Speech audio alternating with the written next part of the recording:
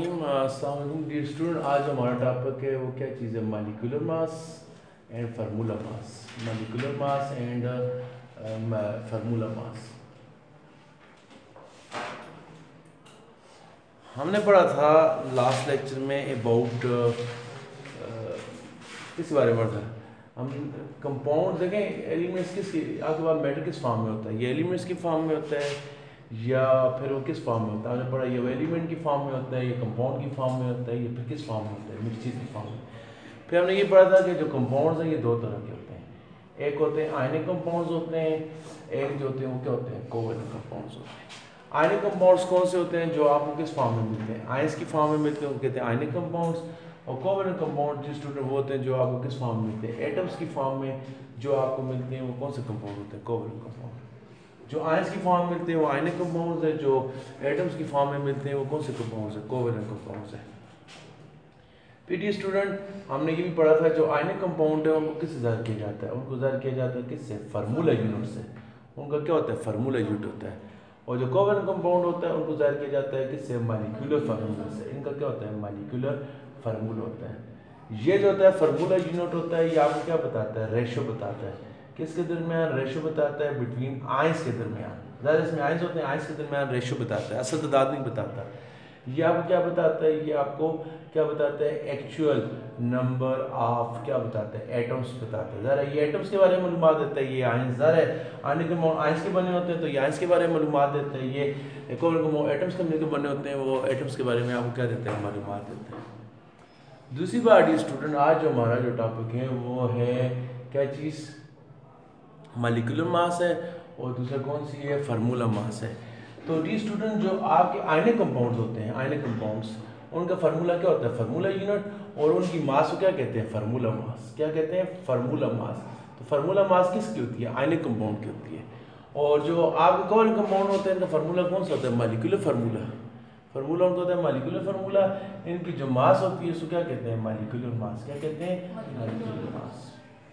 उनकी होती है फार्मूला मास, इनकी क्या होती है, मॉलिक्यूलर मास होती है। ठीक हो गया।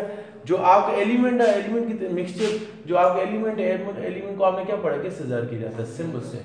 एलिमेंट की जो मास होती है, ज़ाहिर है एलिमेंट एटम से मिलकर बने, और एटम की मास को क्या कहते हैं, एटॉमिक मास। एलिमेंट की मास को कहते हैं एटॉमिक मास। अगर आयनिक कंपाउंड है उसकी मास को क्या कहते हैं, फार्मूला मास। और अगर आपका जो कोवैलेंट कंपाउंड है उसकी मास को क्या कहते हैं, मॉलिक्यूलर मास। तो हमारा जो आज का टॉपिक है किसके बारे में, मॉलिक्यूलर मास और फार्मूला मास के बारे में। तो मॉलिक्यूलर मास की स्टूडेंट जैसे आपको बताया, मॉलिक्यूलर मास किसकी होती है, कोवैलेंट कंपाउंड की। किसकी होती है, कोवैलेंट कंपाउंड्स की। और जो कोवैलेंट कंपाउंड्स होते हैं वो किससे मिलकर बने होते हैं, मेड अप ऑफ एटम्स। किसके बने होते हैं, made up of atoms. Covalent compound किससे बने होते हैं, एटम्स के। और एटम्स की मास क्या होती है, एटॉमिक मास। तो हम क्या करेंगे, एटम्स की मास को क्या करें, कंबाइन करें। ज़रा आपको जो कोवैलेंट कंपाउंड है किससे मिलकर बने होते हैं, एटम्स के। जितने भी उसके अंदर एटम्स हैं उन सब की मास लिखी, एटॉमिक मास हो गई। उसको आप जमा करें, वो आपके पास क्या बन जाएगी, वो आपके पास टोटल क्या बन जाएगी, मॉलिक्यूलर मास। फॉर एग्जाम्पल आपके बैग में केमिस्ट्री की बुक पड़ी हुई है, ये एक एलिमेंट है, ये एटम है। इस तरह आपके पास मैथ की बुक है, फिज़िक्स की बुक, आपको जो बुक्स पड़ी हुई हैं, फिज़िक्स बायो की बुक्स है आपके बैग में, ठीक है, 5-6 सब्जेक्ट की बुक्स पड़ी हुई हैं। ये सारी क्या होगी, ये जितनी भी बुक्स हैं डी स्टूडेंट, ये आपके पास क्या हैं, जितनी भी ये बुक्स हैं, ये आपके पास जितनी भी बुक्स पड़ी हुई हैं ये सारी क्या हैं, आपके पास जो बुक्स पड़ी हुई हैं ये आपके पास क्या हैं। तो जो मॉलिक्यूलर मास है वो किसकी होती है, कोवैलेंट कंपाउंड की होती है। कोवैलेंट कंपाउंड किससे बने होते हैं, एटम से। तो आपको जबल बता रहा था कि आपके पास जो बैग में बुक्स पड़ी हुई हैं सारे क्या एटम्स हैं, और आपका जो पूरा बैग है वो क्या चीज़ हो गया, वो कंपाउंड हो गया। तो कोई आपसे पूछे कि आपके टोटल बैग का वजन कितना है, तो आपके बैग का वजन किसका होगा, केमिस्ट्री की बुक का वजन प्लस मैथ की बुक का वजन प्लस फिजिक्स की बुक, इंग्लिश की बुक, जितनी बुक्स आप सब के वजन को कंबाइन करें, बैग के वजन को कंबाइन करें, वो आपका क्या हो गया, ओवरऑल क्या हो गया, वजन हो गया। यही बात है कि आपका कंपाउंड किससे मिलकर बना है, एटम से। तो कंपाउंड का वेट कैसे निकालेंगे, जितने भी एटम्स हैं सब के वेट को क्या करें, उनके मास को क्या करें, जमा करें। मास फिजिक्स, साइंस, केमिस्ट्री में किसको कहते हैं, वेट को कहते हैं। फिजिक्स में आप मास को वेट नहीं कह सकते फिजिक्स में, लेकिन केमिस्ट्री में मास को आप वेट कह सकते हैं, ठीक है, क्योंकि केमिस्ट्री में हम डायरेक्शन नहीं पढ़ते। तो डी स्टूडेंट मॉलिक्यूलर मास क्या होगी, आप मॉलिक्यूलर मास किसकी होती है, कंपाउंड्स की होती है। ठीक हो गया। ये कैसे फाइंड करते हैं, आप कंपाउंड जिन एटम से मिलकर बना है उन सब एटम की मास लिखते हैं, उनको आपस में टोटल करते हैं, आपको क्या बन जाती है मॉलिक्यूलर मास। फॉर एग्जांपल आपके पास है, आपके पास कौन है, वाटर का ज़रा आपको मॉलिक्यूलर मास आने के लिए आपको किसका पता होना चाहिए, मॉलिक्यूलर फार्मूला होना चाहिए। क्या बताया आपको, जो कोवैलेंट कंपाउंड होते हैं उनका क्या होता है फार्मूला, कौन सा होता है मॉलिक्यूलर फार्मूला, और उनकी मास कौन सी होती है मॉलिक्यूलर मास। तो मॉलिक्यूलर मास के लिए आपको मॉलिक्यूलर फार्मूला का पता होना ज़रूरी है, और फार्मूला मास के लिए आपको फार्मूला यूनिट का पता होना ज़रूरी है।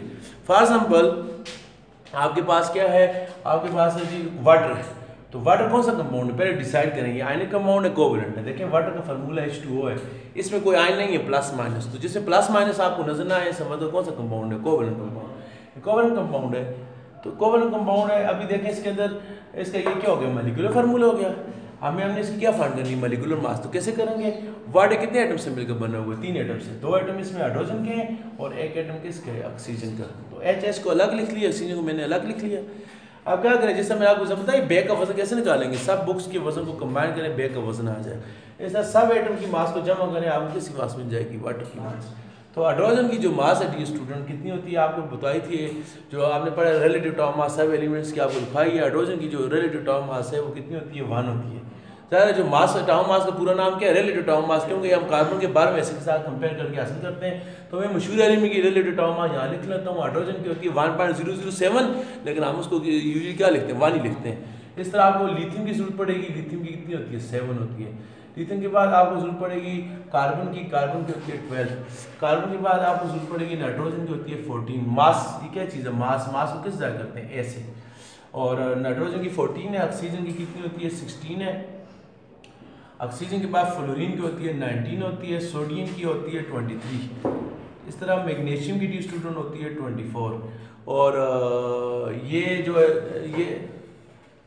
ये आपके पास मैग्नीशियम के बाद आपके पास पोटाशियम है। पोटाशियम की मास कितनी होती है, 39।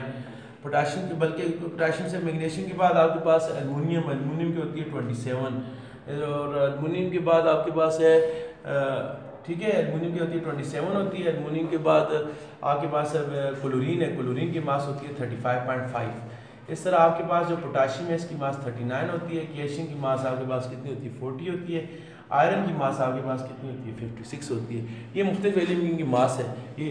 तो हमारे पास कौन से एलिमेंट्स हैं यहाँ पर, वाटर के अंदर कितने एलिमेंट्स हैं, 3 एटम है, हाइड्रोजन के 2 और एक इसके ऑक्सीजन का। इनकी जगह इनकी मास लिखें, हाइड्रोजन की मास कितनी होती है, 1। दूसरे हाइड्रोजन की भी कितनी होती है, 1। ऑक्सीजन की मास कितनी होती है, 16। अब इनको कंबाइन करें तो 1 और 1 2 और 16 कितने हो गए, 18। तो वाटर की जो मॉलिक्यूलर मास है वो क्या होती है, 18।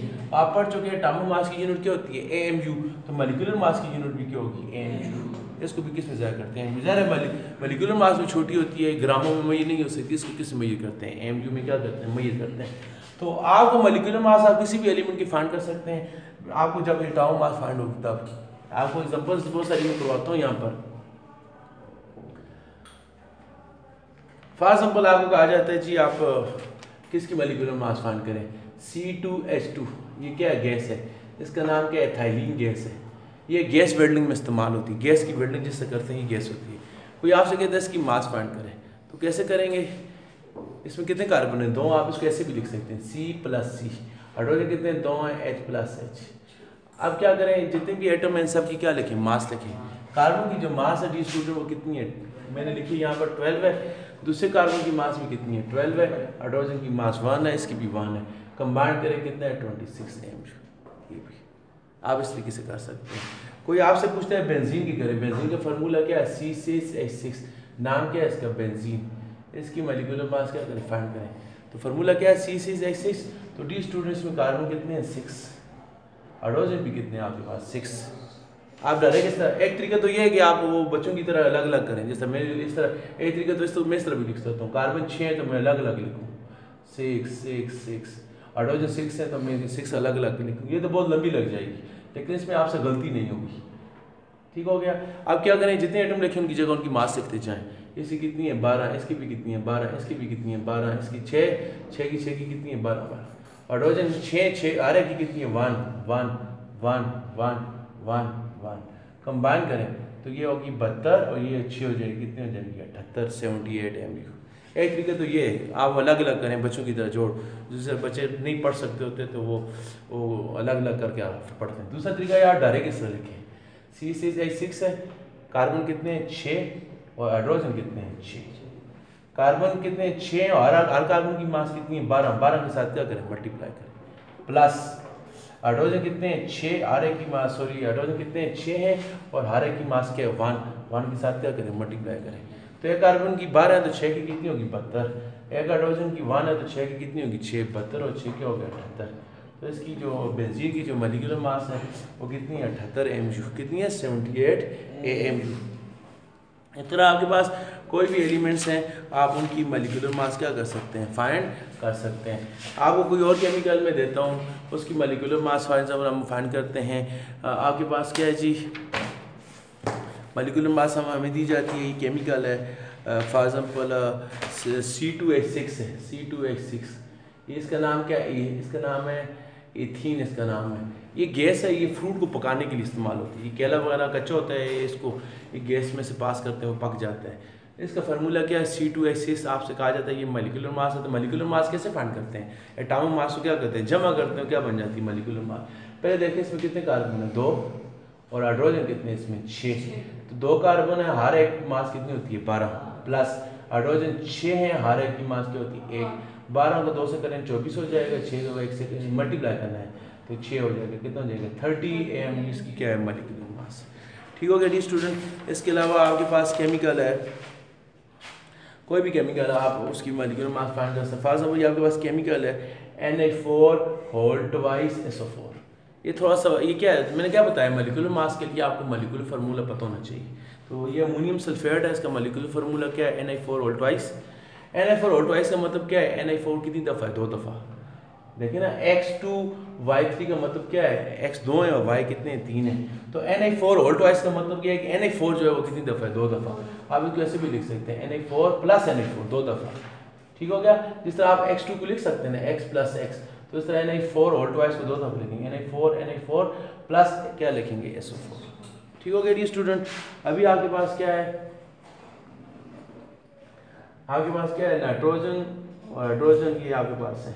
अब क्या करना है डी स्टूडेंट, जो आपका नाइट्रोजन है इसकी मास फाइंड करें, अभी बल्कि इस तरह करें ओवरऑल देखें इसमें। दूसरा आपको एक और तरीका बताता हूँ शॉर्ट, इस पूरे कंपाउंड में नाइट्रोजन कितने 2 हैं, एक ये है एक ये है। इस पूरे कंपाउंड में नाइट्रोजन कितने हैं 2, इस पूरे कंपाउंड में हाइड्रोजन कितने हैं 4 इसके अंदर है, 4 इसके अंदर है, कितने हाइड्रोजन है 8। इस पूरे कंपाउंड में सल्फर कितने हैं 1, और इस पूरे कंपाउंड में जो ऑक्सीजन है वो कितने हैं, कितने ऑक्सीजन है, ये Na4 SO ऑल थ्राइस है और SO3 है। तो इसमें कितने ऑक्सीजन है, ऑक्सीजन कितने हैं 3 है, कितने ऑक्सीजन है 3 है। तो ये और को जब बड़ा करके रखेंगे, वो छोटा करेंगे तो आपको क्या नजर आता है 30 नजर आता है, समझ आ गई। टोटल पहले फाइंड करें इसमें कितने एटम देखें ना, Na4 N में कितने Na4 ऑल ट्वाइस में यानी Na4 2 दफ़ा और SO3 क्या 1 दफ़ा। तो एक Na4 में नाइट्रोजन 1 है, दूसरे में भी 1 है, तो टोटल कितने नाइट्रोजन होंगे 2। एक Na4 में हाइड्रोजन 4 है, दूसरे में भी 4 है, टोटल कितने होंगे 8 होंगे। सल्फर भी 1 है और SO3 कितने 3 है। अब क्या करें इनकी मास फाइंड करें, नाइट्रोजन कितने 2 हैं, हर एक नाइट्रोजन की जो मास है वो कितनी होती है, मैंने यहाँ पर लिखवाई है नाइट्रोजन की मास कितनी होती है 14, हाइड्रोजन कितने 8 हैं, हर एक की जो मास है वो कितनी होती है 1।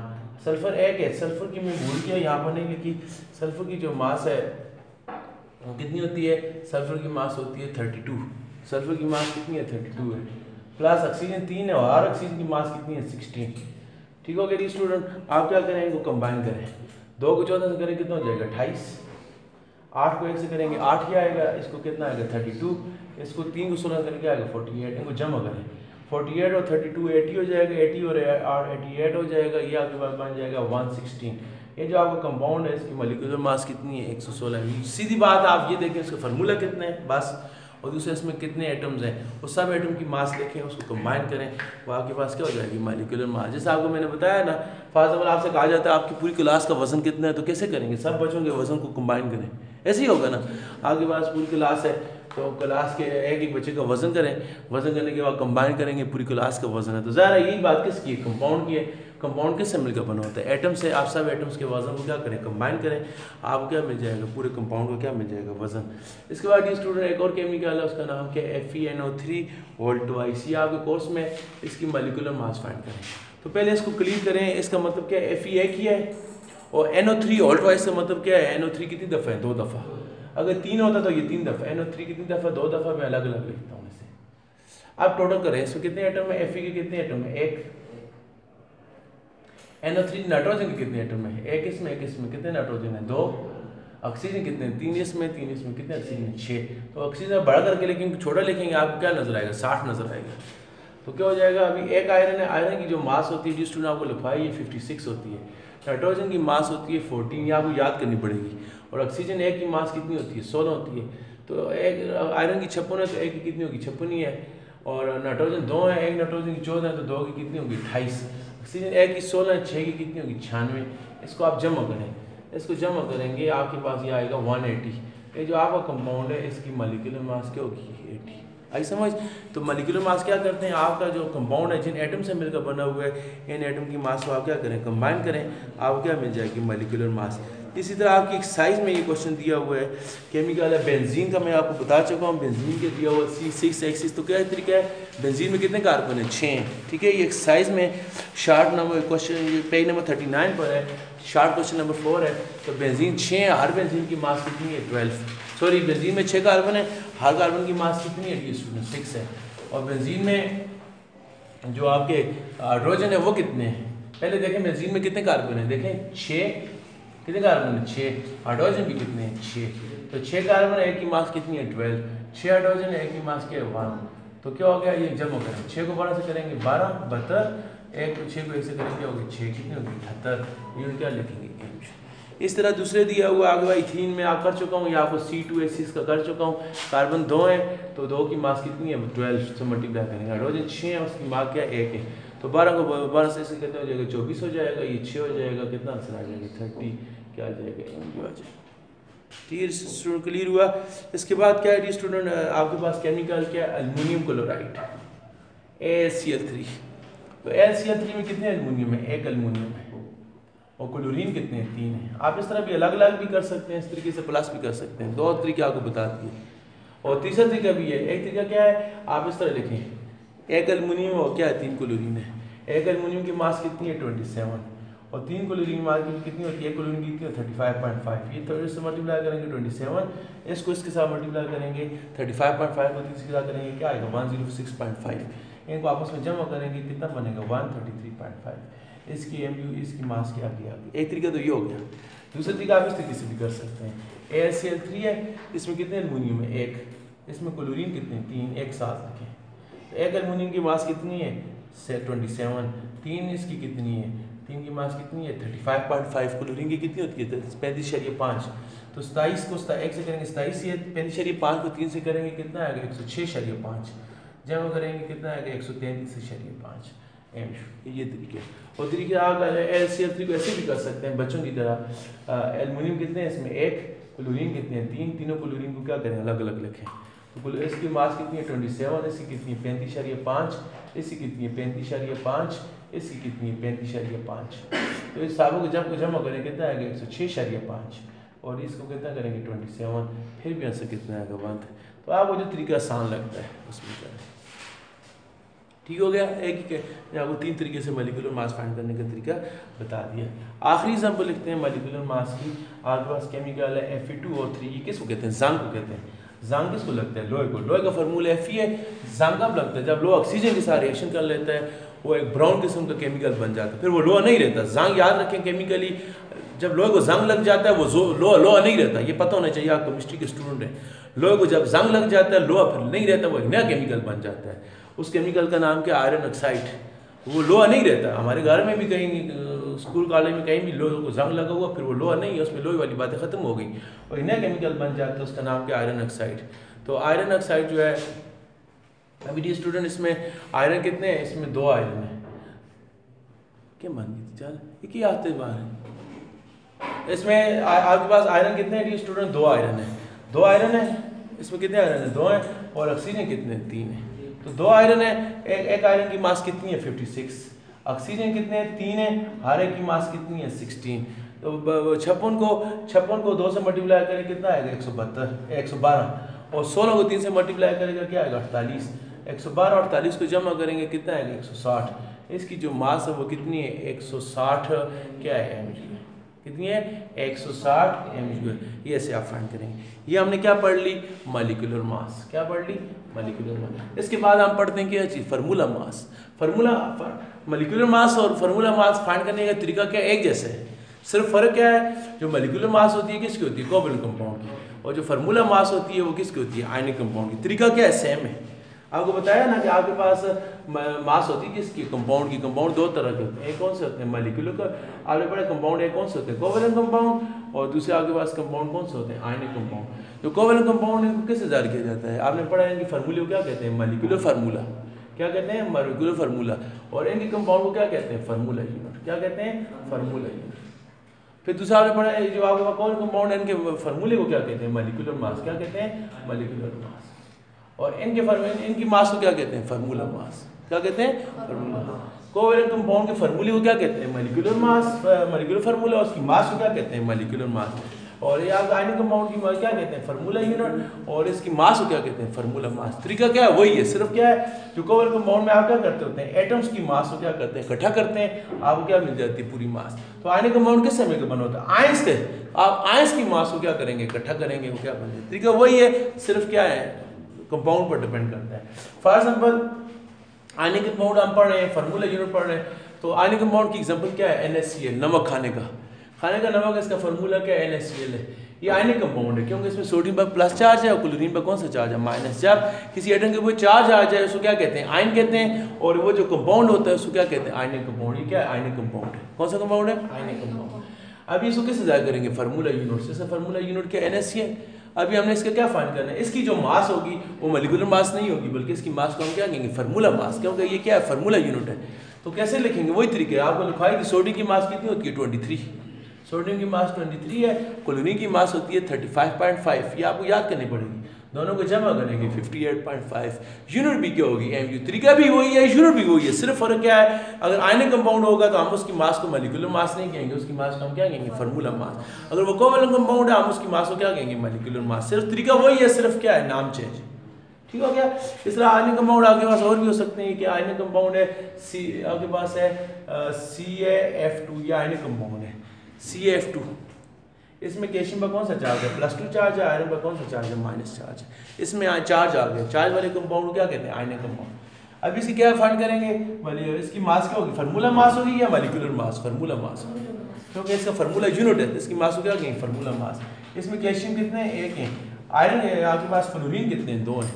एक कैल्शियम की मास होती है जी स्टूडेंट 40, और आयरन फ्लोरीन एक की मास होती है 19, दो की कितनी होगी 2 से मल्टीप्लाई करेंगे ये 40 हो गया, इसको करेंगे कितना आएगा 38 आ जाएगा, टोटल कम करें कितना हो जाएगा 78, यूनिट क्या आएगी mg, इसकी मास क्या आएगी 78 mg आएगी, कितनी आएगी 78 mg। तो कैसे आएगी, तरीका वही है, कंबाइन भी वैसे करते हैं, जितने आइटम जितने आयंस हैं उनकी मास को कंबाइन करें यूनिट भी वही होगी, क्या होगी mg। आई समझ। ये आपके पास क्या हो गया डियर स्टूडेंट, ये आपके पास हो गया फार्मूला यूनिट, फार्मूला मास क्या होगी फार्मूला मास। अच्छा इसके अलावा डी स्टूडेंट आपको योग्य केमिकल भी ले सकते हैं, लिथियम ब्रोमाइड, आपसे कहा जाता है इसकी मास फर्क है, तो लिथियम पर प्लस चार्ज होता है, ब्रोमीन पर कौन सा चार्ज है, ये आयनिक कंपाउंड है, इसके फार्मूले को आप क्या कहेंगे, इसको क्या कहेंगे, ये इसका फार्मूला कौन सा फार्मूला है, फार्मूला यूनिट, इसकी मास भी कौन सी होगी, फार्मूला मास। तो क्या लिखेंगे, लिथियम की मास जो होती है, लिथियम की मास होती है 7, ब्रोमीन की जो मास होती है, ब्रोमीन की मास होती है 80, 79 पॉइंट समथिंग, हम उसको क्या लेंगे 80 लेंगे, दोनों को जमा करेंगे, इसकी मास कितनी होगी 89, साई यूनिट क्या लिखेंगे mg। ठीक हो गया जी स्टूडेंट, ये था हमारा टॉपिक इसके बारे में, मॉलिक्यूलर मास और फार्मूला मास। एक और बात बताऊँ आपको, जो भी मास हमने पढ़ी है एटॉमिक मास है उसको हमने किस में लिया है mg में, फार्मूला मास हमने पढ़ी है उसको किस में लिया है mg में, और जब मॉलिक्यूलर मास उसको हमने किस में लिया है mg। लेकिन जब हम प्रैक्टिकल करने जाएंगे, प्रैक्टिकल करते हैं हम, तो प्रैक्टिकल में हम मास को mg में नहीं लेते, हम मास को किस में लेते हैं ग्राम्स में लेते हैं। ज़ाहिर है जब आप प्रैक्टिकल करेंगे तो mg तो वो जो है वो छोटी चीज़ है, इसको हम मेजर नहीं कर सकते, प्रैक्टिकल करते वक्त हम मास को किस में लेंगे ग्राम्स में लेंगे। तो डी स्टूडेंट जब आप अकेले एटम की मास को क्या कहते हैं एटॉमिक मास, मॉलिक्यूल की मास को क्या कहते हैं मॉलिक्यूलर मास, और फार्मूला यूनिट की मास को क्या कहते हैं फार्मूला मास। तो हमने क्या पढ़ा अभी तक, हमने ये पढ़ा ना एलिमेंट या तो किस फॉर्म मिक्सचर अगवास जो मैटर है ये तो एलिमेंट की फॉर्म में होगा या फिर किस फॉर्म में होगा, कंपाउंड की फॉर्म में। कंपाउंड में हमने पढ़ा दो होते हैं, या तो आयनिक होते हैं या क्या होते हैं, कोवैलेंट। फिर हमने पढ़ा जो एलिमेंट्स होते हैं एलिमेंट को किस ज़ाहिर करते हैं, सिंबल से। बार बार कर रहा हूँ ताकि आपको ये कंसेप्ट क्लियर हो जाए। जो आयनिक कंपाउंड है इसको किस से जाहिर करते हैं, फार्मूला यूनिट से जाहिर करते हैं। और जो कोवैलेंट कंपाउंड है इसको किस से जाहिर करते हैं, मॉलिक्यूलर किस से जाहिर करते हैं, मॉलिक्यूलर फार्मूला से जाहिर करते हैं। ठीक हो गया कि स्टूडेंट। अच्छा, जो सिंबल है एलिमेंट्स की मास को क्या कहते हैं, केवल एलिमेंट को मास को क्या कहते हैं, एटॉमिक मास। क्या कहते हैं, एटॉमिक मास। और जो आयनिक कंपाउंड है इसकी मास को क्या कहते हैं, फार्मूला मास। क्या कहते हैं, फार्मूला मास। और आपका ये जो होता है मॉलिक्यूलर फार्मूला, इसकी मास को क्या कहते हैं, मॉलिक्यूलर मास। क्या कहते हैं, molecular mass. Dear student, atomic mass की यूनिट भी क्या होती है, एमयू। फार्मूला मास की यूनिट भी क्या होती है, एमयू। इसकी यूनिट भी क्या होती है, एमयू। अगर आप क्या करें, एटॉमिक मास को प्रैक्टिकल करने जा रहे हैं तो प्रैक्टिकल करते वक्त आप मास को एमयू में नहीं लेंगे बल्कि किस में लेंगे, ग्राम में लेंगे। ज़रा एमयू आपको क्या पता कितना है, आप तो लेबोरेटरी में प्रैक्टिकल करेंगे। बस सोडियम की मास 23 है, आप रिएक्शन करने जा रहे हैं किसका, आप कार्बन और ऑक्सीजन का रिएक्शन करने जा रहे हैं। कार्बन की मास होती है 12 mU और ऑक्सीजन की मास होती है 32 mU।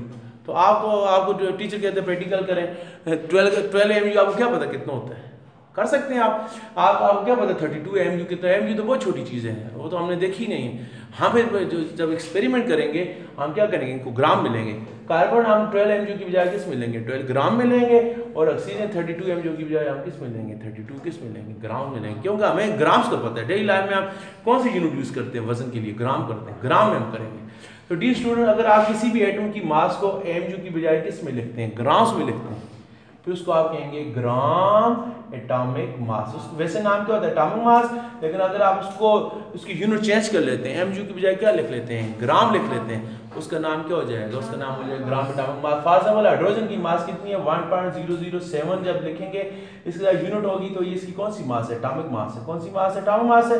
जब आप हाइड्रोजन के साथ मास उसकी वही लिखें 1.007, यूनिट आप क्या लिख लें, ग्राम लिख लें, तो इसको फिर आप क्या कहेंगे, इसका नाम चेंज हो जाएगा, इसका नाम हो जाएगा ग्राम एटॉमिक मास। क्या नाम हो जाएगा, ग्राम एटॉमिक मास। ठीक हो गया जी स्टूडेंट। इस तरह हम इसको देखते हैं अभी फार्मूला यूनिट को। तो मैंने क्या बताया, जितने भी आयनिक कंपाउंड है इसकी फार्मूले को क्या कहते हैं, फार्मूला यूनिट। उनकी मास को क्या कहते हैं, फार्मूला मास। फार्मूला मास को किस में ज़ाहिर करते हैं, mU में। तो जब आप प्रैक्टिकल करेंगे आप mU में नहीं लेंगे, किस में लेंगे, ग्राम्स में। जब आप मास फार्मूला मास को mU की बजाय किस में लेते हैं, ग्राम में, तो इसका नाम हो जाएगा ग्राम। पहले नाम क्या था, जब mU में लेंगे नाम क्या है, फार्मूला मास। जब आप इसको उसमें लेंगे mU ग्राम में, इसका नाम हो जाएगा ग्राम फार्मूला मास। इसका नाम क्या हो जाएगा, चेंज हो जाएगा। ठीक है, सर वैल्यू वही रहेगी, सिर्फ यूनिट क्या हो जाएगा, चेंज हो जाएगा। मसलन आपके पास क्या है, आपके पास है सोडियम क्लोराइड, नमक कौन सा कंपाउंड है, आयनिक कंपाउंड है। इसका फार्मूला यूनिट क्या है, NaCl। इसकी फार्मूला मास क्या है, सोडियम की कितनी होती है 23, क्लोरीन की कितनी होती है 35.5। टोटल कितनी है, नमक की मास कितनी होती है 58.5। क्या mU, इसकी कौन सी मास है, फार्मूला मास। लेकिन अगर आप इसको 58.5 mU की बजाय क्या लिखते हैं, 58 क्या लिखते हैं, 5 ग्राम लिखते हैं, तो इसका नाम क्या हो जाएगा, इसका नाम हो जाएगा ग्राम फार्मूला मास। अगर यूनिट mU है, वैल्यू वही है 58.5 है, इसका नाम सिर्फ क्या होगा, फार्मूला मास। अगर आप इसको प्रैक्टिकल करने के लिए फिर आप mU में नहीं लेंगे, किस में लेंगे, ग्राम में लेंगे, फिर इसका नाम चेंज होगा, क्या हो जाएगा, ग्राम फार्मूला मास। कौन सा आ जाएगा, ग्राम फार्मूला मास। और आखिर में यही बात किसकी है, मॉलिक्यूलर फार्मूला की मास को क्या कहते हैं, मॉलिक्यूलर मास।